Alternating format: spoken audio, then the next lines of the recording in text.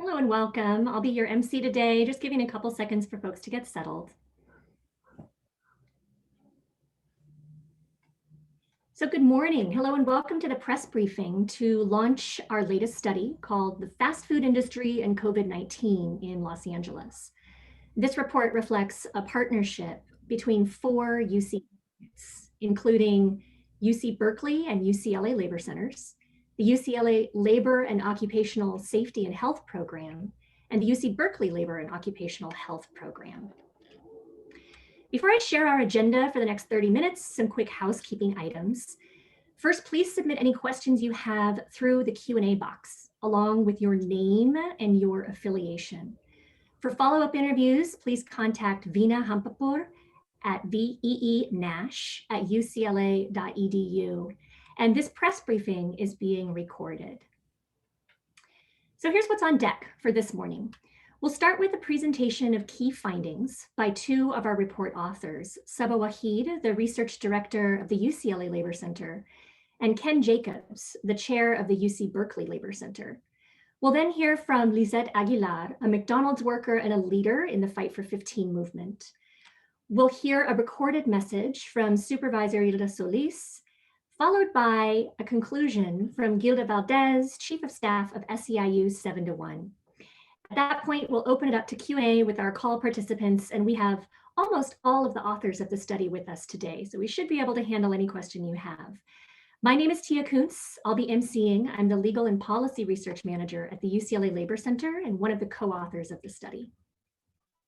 So let me tell you really briefly about this project. This report is the first of 2 about working conditions in the fast food industry during the COVID-19 pandemic. We've conducted this study on behalf of the LA County Board of Supervisors. Our methods are as follows. We based our findings on published research and government data.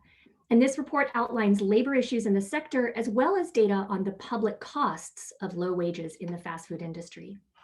We provide an overview of fast food work sites, inspections, and outbreaks using agency data and OSHA testimony.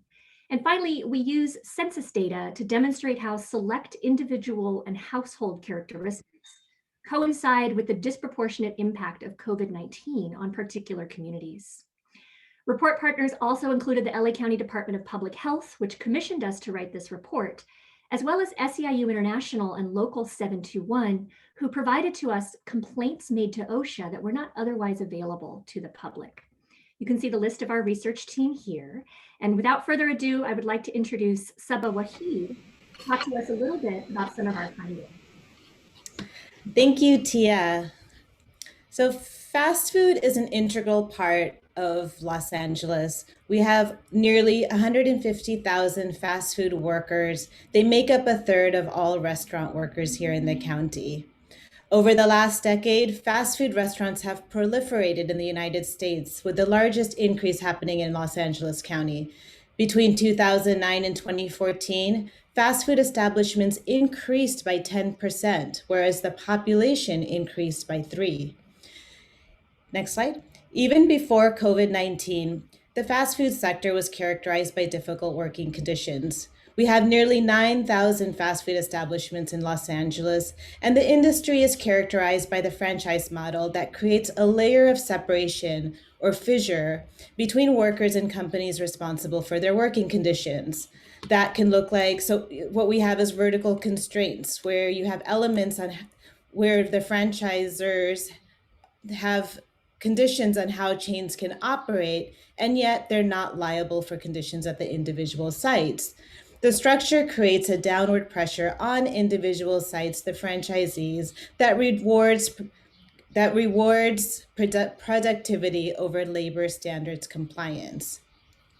Available research has also documented various difficult and dangerous working conditions prior to the COVID-19 pandemic.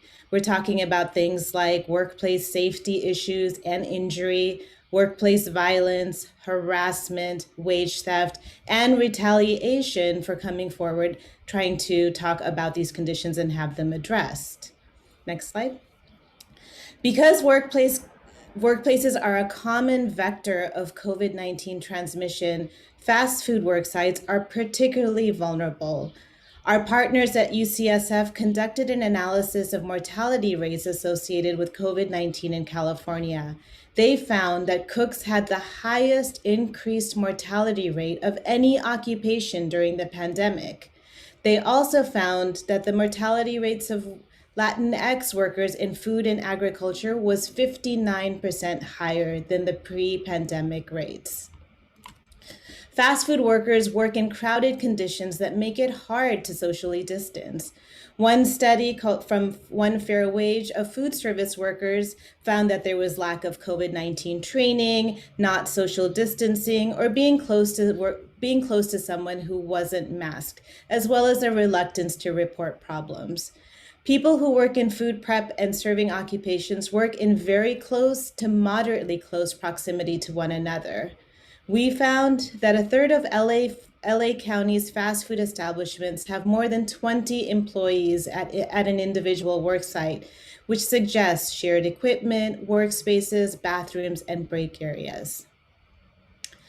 COVID-19 inspections and outbreaks show non-compliance in the fast food sector and restaurants more broadly.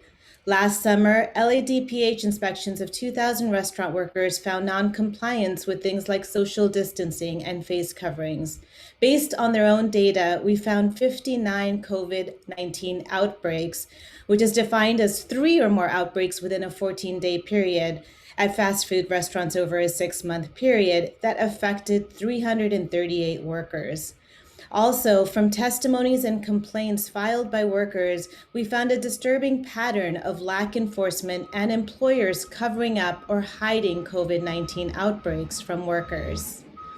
And now I'd like to pass it on to Ken Jacobs of UC Berkeley Labor Center to tell us a little bit about who workers are.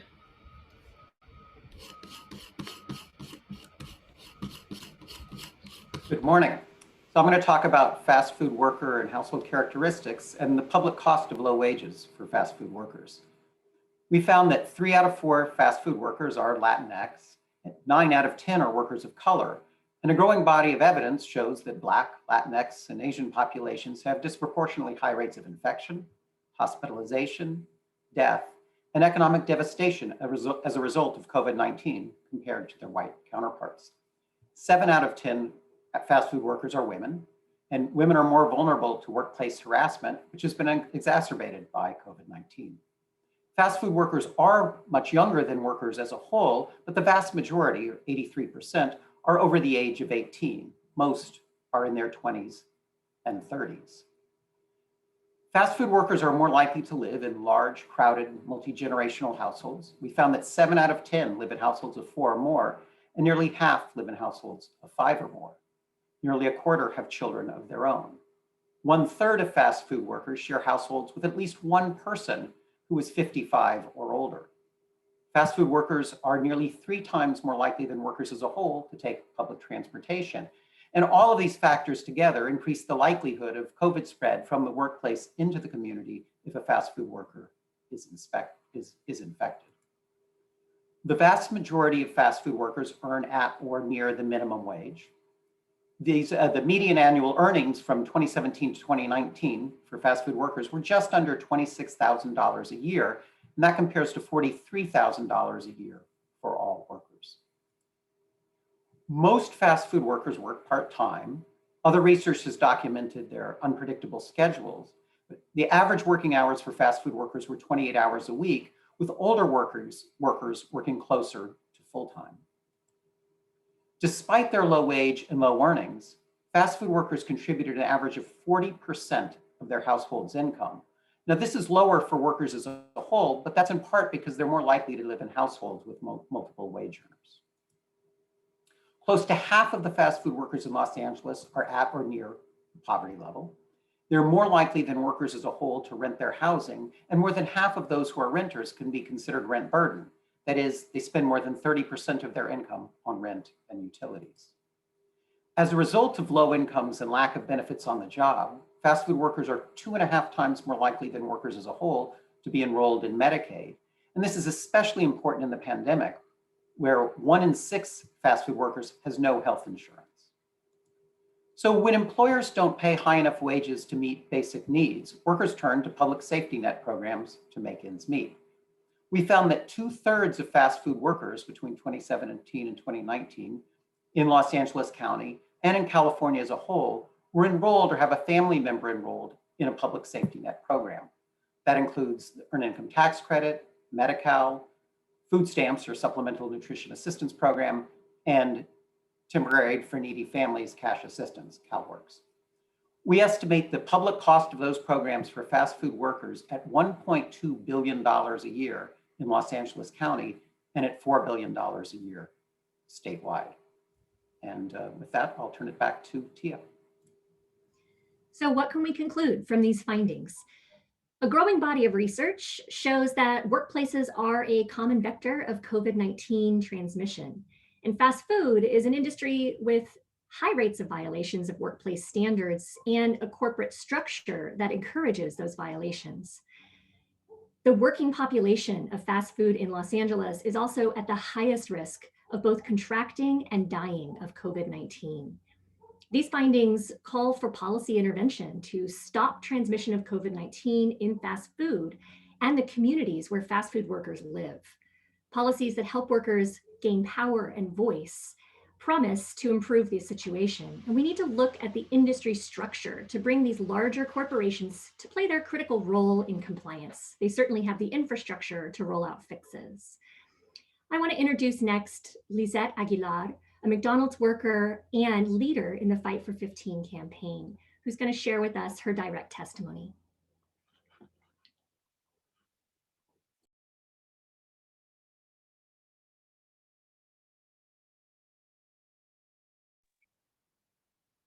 Buenos días. Buenos días a todos. Mi nombre es Lizeth Aguilar. Soy trabajadora de McDonald's y una líder perdón. Buenos días a todos. Mi nombre es Lizeth Aguilar. Soy trabajadora de McDonald's en Los Ángeles, líder en la lucha por Koonse y un sindicato. Gracias a todos por unirse a nuestra llamada de hoy. Y gracias a los equipos de investigación que presentan el informe de hoy sobre el estado de la industria de la comida rápida en Los Ángeles. Como trabajador de comida rápida de primera línea, puedo decirles que la industria no ha logrado proteger y empoderar a los trabajadores esenciales como yo. A lo largo de esta crisis, trabajadores como yo nos pusimos nuestros uniformes, despedimos a nuestras familias con un beso y entramos en lugares de trabajo de comida rápida que nos trataban más como basura del día que como trabajadores esenciales que alimentan a la comunidad. En todos Los Ángeles, los trabajadores de nuestro movimiento han presentado quejas de salud y se han declarado en huelga para exigir mejoría a nuestros empleadores y a quienes están en el poder. Sin embargo, seguimos viendo que grandes empresas como McDonald's, Burger King y otras infringen las pautas de seguridad más básicas del COVID. En una queja presentada ante el Departamento de Salud de Los Ángeles la semana pasada, un trabajador de McDonald's informó sobre un brote de COVID-19 que involucró al menos 3 casos entre trabajadores en un periodo de 2 semanas y como la gerencia no informó adecuadamente a los trabajadores. El trabajador detalló cómo los miembros de la tripulación se ven obligados a trabajar, incluso cuando presentan síntomas después de dar positivo. La falta de distanciamiento social, la falta de controles de bienestar y las represalias de la gerencia contra los trabajadores por expresar preocupaciones sobre problemas de salud y seguridad. Esta historia me resulta demasiado familiar, porque sucedió lo mismo en mi tienda de Berkeley Heights, en Marengo. Cuando alguno de mis compañeros de trabajo y yo comenzamos a hablar sobre muchos de los mismos problemas que acabo de mencionar, McDonald's decidió ignorar nuestras demandas y silenciar nuestras voces despidiéndonos. Esto no está bien, esto fue algo injusto. COVID-19 ha hecho que las demandas de los trabajadores de la comida rápida dé más poder y una voz más fuerte sobre nuestras condiciones de trabajo sean más importantes que nunca. Digo esto porque no solo los trabajadores de la comida rápida y nuestras familias se ven afectados por los fracasos de la industria. Cuando las grandes empresas de comida rápida no pagan ni protegen a los trabajadores de primera línea, los contribuyentes y el público acaban reteniendo la factura. No es justo ver que McDonald's y otras compañías se jactan de ganancias de miles de millones de dólares, mientras que los compañeros de nuestro movimiento tienen que depender de múltiples trabajos y programas de asistencia pública para sobrevivir. Esperamos que los hallazgos de este informe inspiren a nuestros legisladores a tomar medidas audaces para empoderar a los trabajadores y responsabilizar a las grandes empresas como McDonald's de cumplir con estándares más altos. Estoy lista y mis compañeros líderes en la lucha por Koonse están listos también para trabajar con ustedes para transformar el trabajo de la comida rápida. Muchas gracias por haber escuchado mi voz y espero que toda esta historia que acabo de leerles, de contarles, la tomen en cuenta porque los trabajadores esenciales como nosotros necesitamos ese poder de más poder en nuestros trabajos y tener más empoderamiento, ¿verdad? Pues muchísimas gracias por haber escuchado mi testimonio. Gracias. Mi nombre es Lisette Aguilar.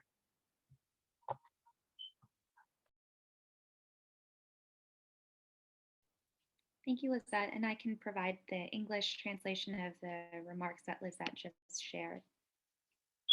Good morning, everyone. My name is Lisette Aguilar. I'm a McDonald's worker from Los Angeles and a leader in the Fight for 15 in a union.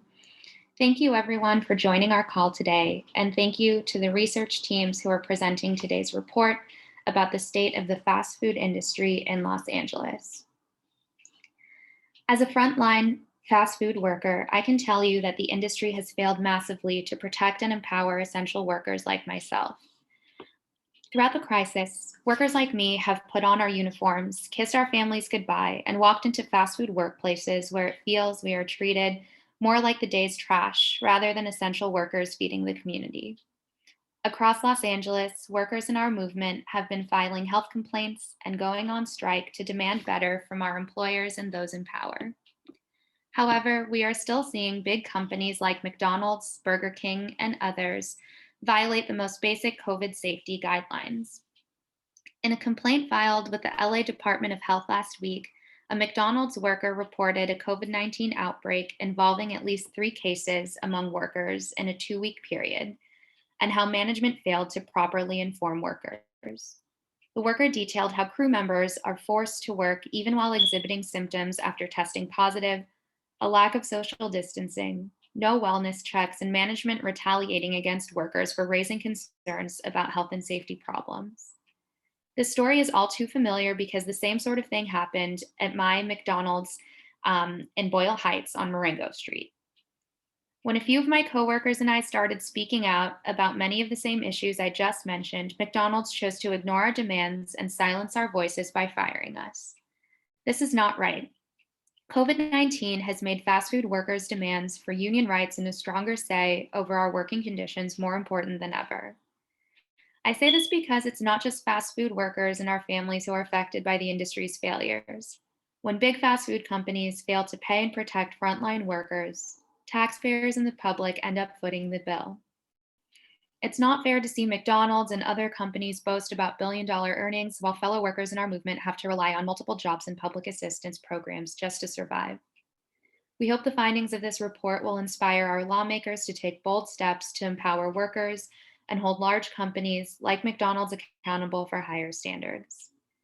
I'm ready, and my fellow leaders in the Fight for 15 are ready to work with you to transform fast food work. Thank you. Thank you so much to Lisette and Isabel. We're now going to hear a recorded video from Supervisor Hilda Solis, and we'll go ahead and cue that for you now.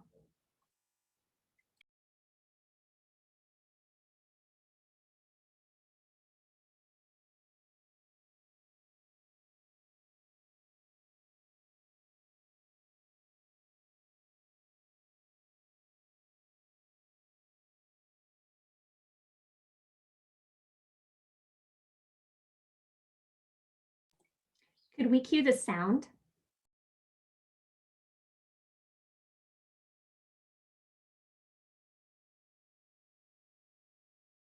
Thanks everybody for your patience during this wild digital time.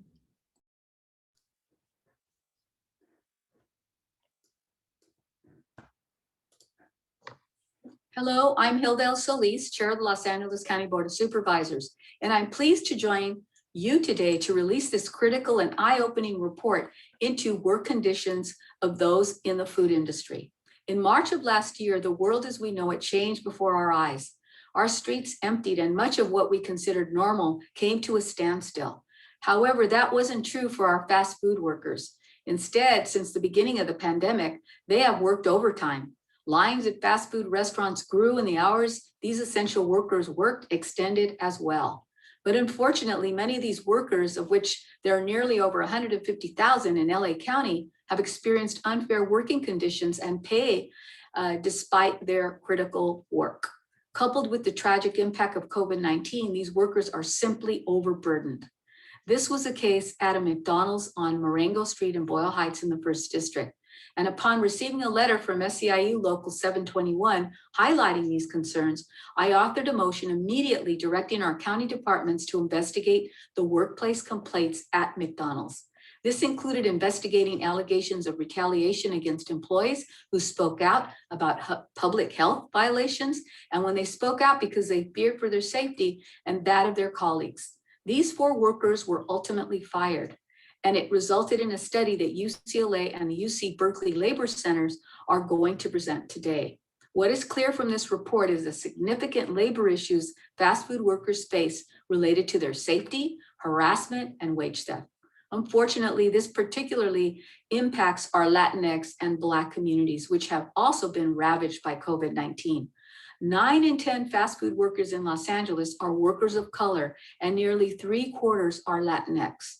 But despite the significant concerns for their health, they are 1.5 times more likely to not have health insurance. These concerns, which this study brings to light, demonstrate the work we have ahead of us. But we also have to celebrate the wins. And that's why I'm pleased to share that the Labor Commissioner fined this McDonald's more than $125,000 in lost wages and retaliation penalties. The employer was also ordered to offer the employees their jobs back. Worker health and safety is of utmost importance for any business, and I expect LA County employers to adhere to all local and state laws applicable to food service establishments. The safety of our communities depend on it, and I want to close by thanking SEIU Local 721, the Department of Public Health, UCLA Labor Center, and UC Berkeley Labor Center. But most importantly, I want to thank the fast food workers themselves. Beginning yesterday in LA County, as fast food workers, now you're eligible to be vaccinated. And I hope that you will consider this important protection. And please know that as Chair of the Board of Supervisors, I will do everything possible to offer protection and the dignity that you deserve. Thank you.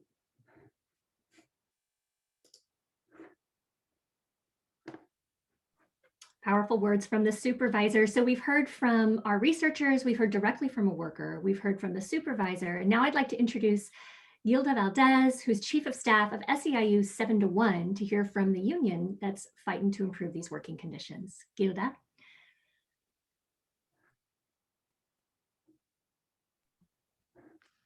Good morning. And before I get started, I want to publicly thank Supervisor Solis for her words that are very important. It's taken a long time to get here, and I really appreciate the message that she sent today. So I absolutely appreciate that on behalf of SEIU Local 721.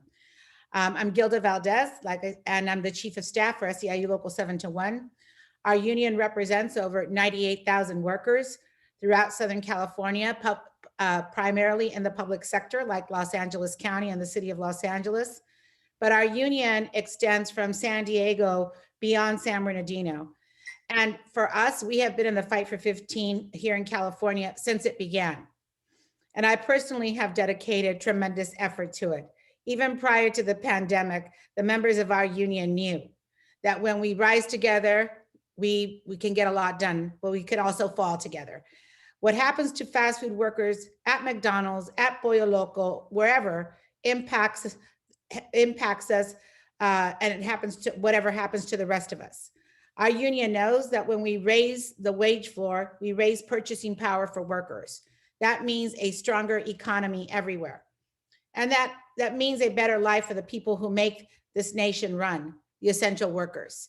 Our union represents essential workers like nurses, like social workers, street services, crews, airport maintenance workers, sanitation crews, and the like. But let's not forget, fast food workers are considered essential during this pandemic, and we have their backs too. There are 150,000 fast food workers right here in Los Angeles, and they keep our communities fed. And we should remember that fact every time that we see the lines of cars outside a fast food restaurant. We should not take for granted the people that make this possible. Many of them are women, and many of them are women of color. There is only one way to guarantee that society, and especially their own employers, do not take them for granted. We must continue to organize. Make no mistake, it was the brave fast food workers who shined a light on the lack of COVID safety measures. It was the fast food workers who let us know that some of the richest, most famous chains in the world were being cheap and neglectful. Here we are in this global pandemic, one that has killed at least 500,000 Americans and turned our world upside down. Who knows how many more people would literally be dead? How much worse things would be for us had it not been for the courage of fast food workers. Unlike their own employers, they took public safety seriously.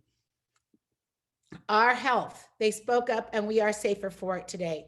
We should be saying thank you. And when it comes to supporting the organizing, we can't stop. That's why I'm very glad that our state labor commissioner is taking such a strong stand to support the fast food worker safety. It's about time. Basta ya. Enough is enough. This bold action shows the power of organizing and electoral politics. And I think it's fantastic that right here in Los Angeles County, the Board of Supervisors has passed legislation in the same spirit.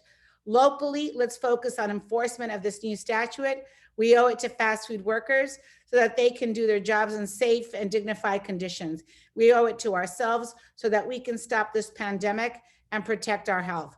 And we owe it to future generations so that we can give them a better world. Thank you so much. I look forward to working with all of you in the weeks ahead. Now, I'm just going to paraphrase this to Spanish so that folks know what I've said in English.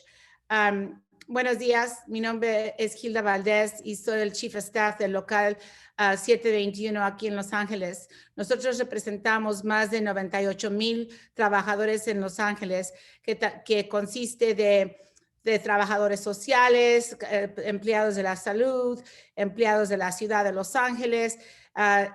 Somos una unión que representa primeramente trabajadores del sector público. También a la misma vez nosotros estamos apoyando todos los esfuerzos de los trabajadores de comida rápida. El local de nosotros ha estado en esta lucha con la campaña de comida rápida desde el principio, por muchísimos años ya. Y nosotros hemos estado apoyando este esfuerzo organizativo de los trabajadores porque ellos necesitan tener dignidad.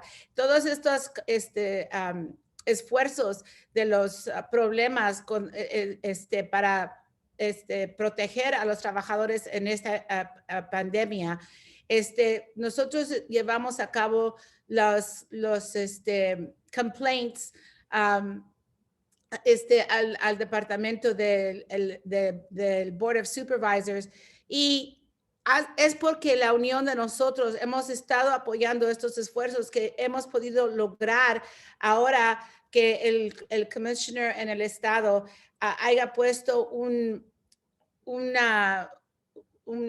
award para que los trabajadores ganaron. Dispensen mi español, no hablo español todos los días, pero lo más importante de todo esto es que finalmente la historia de los trabajadores de comida rápida está saliendo a la luz.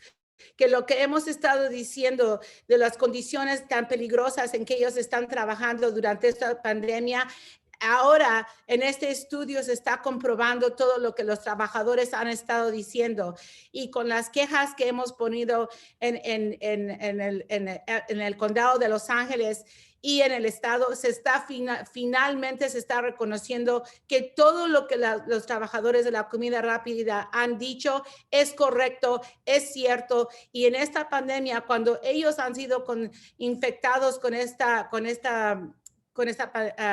enfermedad, ellos lo llevan a su casa y de allí sigue creciendo y creciendo y creciendo. Y cuando primeramente nosotros estábamos tratando de dejarles saber esto a todos los políticos, no estaban escuchando. Y ahora todo el mundo se está dando cuenta de que lo que los trabajadores de comida rápida estaban diciendo es en efectivo correctamente, y ahora se están tomando finalmente pasos para corregir este problema, y por eso estamos agradecidos con la supervisora Gilda Solís y con todos los demás políticos que nos van a ayudar a traer dignidad y respeto a estos trabajadores de comida rápida.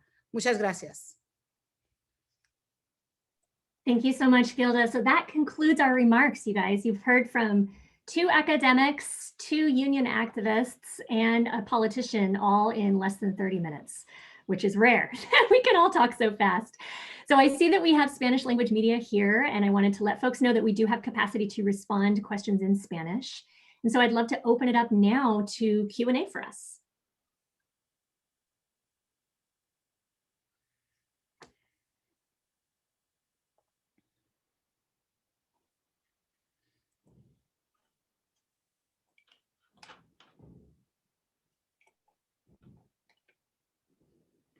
So there's a Q&A box that you guys should see at the bottom of your menu bar.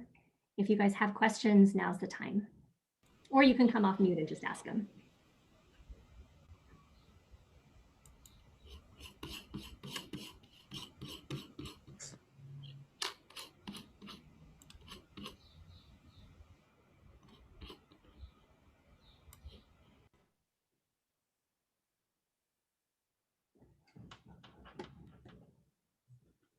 All right, so if no one has questions, we can share a recording of the briefing and are happy to do so.